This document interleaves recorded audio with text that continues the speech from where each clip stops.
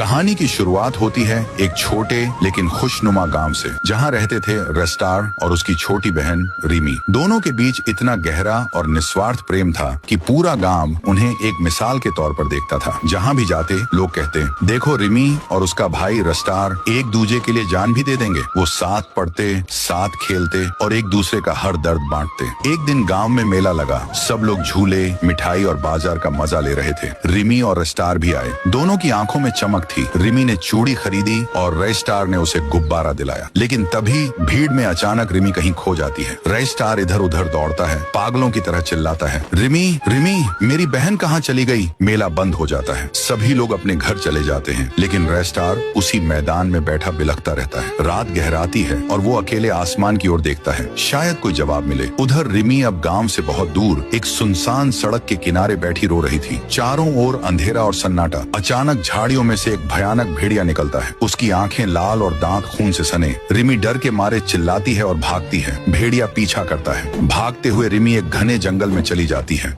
वो कांप रही थी, चीख रही थी।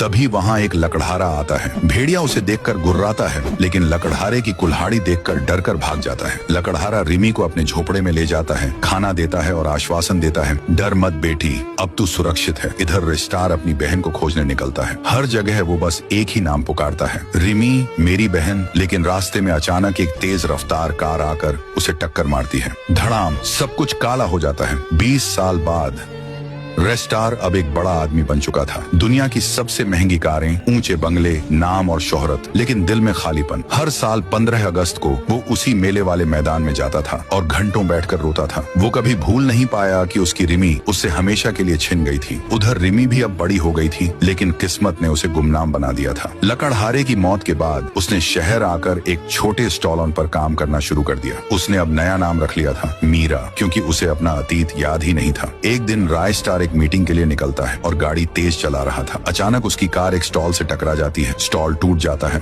और वहीं एक लड़की बुरी तरह से घायल हो जाती है। लोग शोर मचाते हैं, पर रेस्टार कुछ समझ नहीं पाता और वहां से चला जाता है। 2 दिन बाद रेस्टार गहरी नींद में था। तभी उसे सपना आता है। सपने में वही लड़की आती है जिसकी मौत हुई थी। वो खून से लथपथ थी, आंखों में आंसू और होठों से निकली बस एक बात, भैया मुझे क्यों मारा, मैं रिमी हूँ, तेरी रिमी। रेस्टार नींद से चीख कर उठता है, रिमी नहीं। बताइए, पहले पार्ट में देखा कि रेस्टार गहरी नींद में था। तभी उसे सपना आता है। सपने में वही लड़की आती है जिसकी मौत हुई थी। वो खून से लथपथ थी, आंखों में आंसू और होठों से निकली बस एक बात, भैया मुझे क्यों मारा, मैं रिमी हूँ, तेरी रिमी। रेस्टार नींद से चीख कर उठता है, रिमी नहीं। रेस्टार की सांसें तेज थीं। उसकी आंखों में डर और पछतावे की लकीरें साफ दिख रही थीं। नहीं, मैंने उसे नहीं मारा। मैंने कैसे मार दिया? ये सपना था या सच्चाई? वो खुद से सवाल करता है, पर कोई जवाब नहीं मिलता। अगले दिन रेस्टार उसी दुकान की तरफ गया जहां रिमी पहले दिखाई दी थी। लेकिन जैसे ही वो दुकान के पास पहुंचा,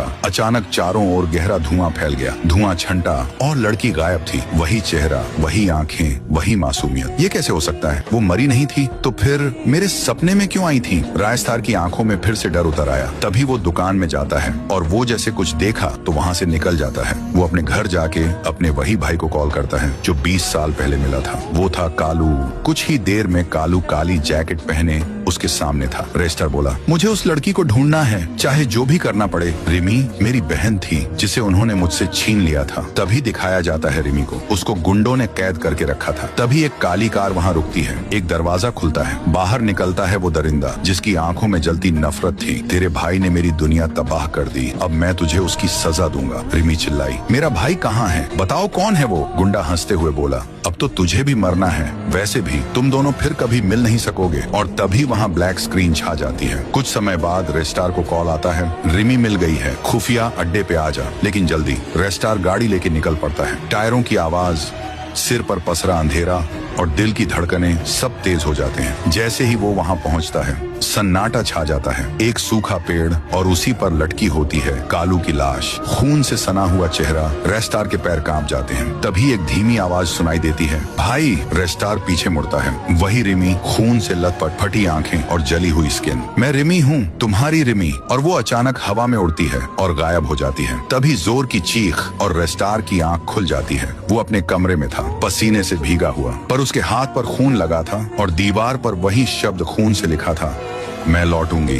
कहानी की शुरुआत वहीं से होती है जहाँ रिमी की आत्मा रेस्टार की जिंदगी को जहन्नुम बना चुकी थी। वो हर रात उसकी सांसों में जहर घोल देती और हर दिन उसका चैन निगल जाती। पर इस बार रेस्टार अकेला नहीं था। इस बार उसके साथ थी एक विनाशकारी तंत्र मंत्र से बनी गुड़िया, जो न सिर्फ आत्माओं को देख सकती थी बल्कि उन्हें एक झटके में खत्म भी कर सकती थी। वो रेस्टार के आदेश पर चलती थी और उसका आकार कभी एक नन्ही बच्ची जितना तो कभी एक विशालकाय राक्षसी जितना कभी भी बदल सकता था। कहीं दूर एक सुनसान बंजर जगह जहाँ सिर्फ एक सूखा झुका हुआ पेड़ था, उसके नीचे बैठी थी रिमी की आत्मा। उसकी आंखें लाल थीं और उसके होंठ बुदबुदा रहे थे। मंत्र, महामृत्यु मंत्र। वो खुद को एक ऐसी शक्ति में बदल रही थी जो भगवान की बनाई हर रचना को मिटा सकती थी। अब वो सिर्फ आत्मा नहीं थी, वो प्रलय थी। एक रात रेस्टार अपनी कार में अकेला जा रहा था। चारों ओर सन्नाटा, हवा भी कांप रही थी। तभी धप, एक छाया उसकी कार के सामने आती है। ब्रेक, चीख, टक्कर, कार पलटती है। रेस्टार खून से लथपथ निकलता है और सामने खड़ी थी रिमी। लेकिन रेस्टार नहीं डरा।